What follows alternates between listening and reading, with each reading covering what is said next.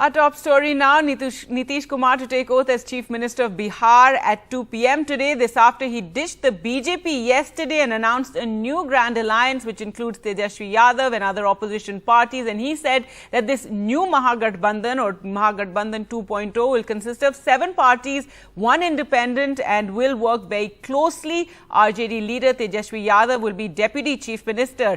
Nitish said decision to split from the BJP for the second time in 9 years was based on the feedback that he received from his party's legislators with whom he met yesterday morning. He called a meeting to take that final decision, and it's after that he resigned as Chief Minister and then went back to the governor along with Tejashwi Yadav to stake claim. Well, let's go across to Alok Pandey now for more. And Alok, only the two of them will be taking oath today. And tell us more about, how both sides are approaching this Mahagathbandhan 2.0. It's with a lot of caution this time around. With a lot of caution, you are right when you say that only the two will be taking oath. Nitish Kumar as the Chief Minister and Tejashwi Yadav of the RJD as his Deputy.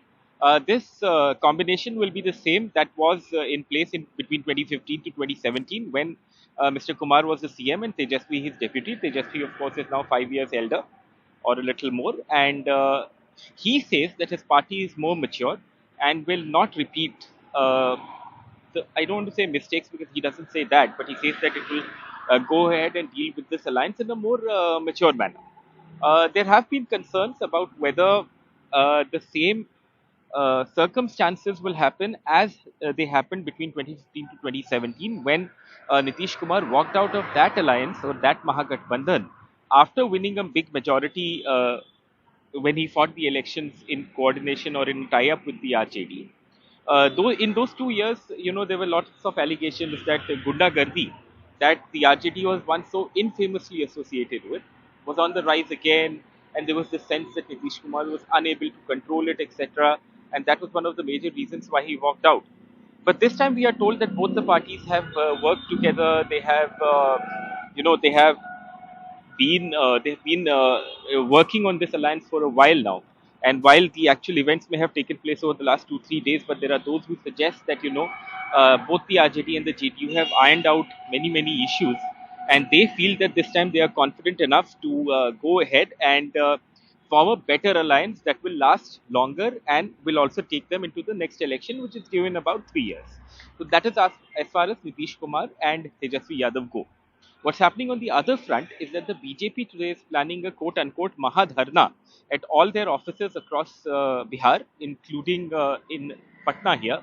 Now, they say that Nitish Kumar has disrespected the mandate that he jointly had with the BJP, where the BJP was the dominant partner, and yet quote-unquote again graciously made Nitish Kumar the Chief Minister, and they say that he's an opportunistic politician and that is why they want to protest. So what they have planned today is a dharna starting at about 10, but then politicians are infamously late, most of them. So I guess it will start around 11 or noon, or maybe it will coincide with when Nitish Kumar and Tejashwi Yadav are sworn in. Right, Alok, and also have the people, reacted to these fast developments that have taken place? Of course, they were in the making for a while, we now learn. But the fact that, yesterday Nitish again did, splitting from the BJP, coming back with Tejashwi Yadav. What has the local media, local papers been saying? How the people reacted? The BJP calling it a great betrayal and saying the electorate will not forgive him.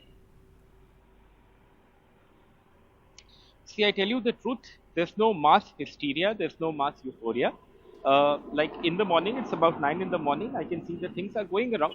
You see, the people, I guess at the end of the day, will say what they have to say when they vote for the elections. But this is something, see, it may be a little surprising or shocking for us, but maybe those who were in Patna, those who are in Bihar, have been seeing the indications for a bit, starting with when Nitish Kumar went to Tejashwi Yadav's iftar party, and there was this very public show of bonhomie between the two leaders. So I think since then there have been these indications for people in Bihar that things are changing, they are in a flux.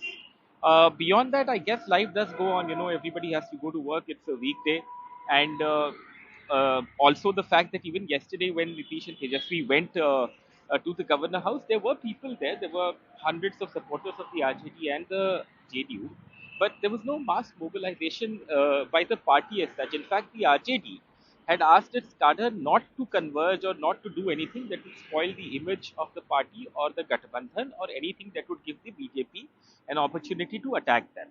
So that is what is happening today also. When that swearing in takes place, at least I am not expecting there will be any huge crowds, unlike UP, where when Yogi was sworn in again, there were lakhs of people at a stadium, etc. Those are not the scenes that we expect here in Bihar.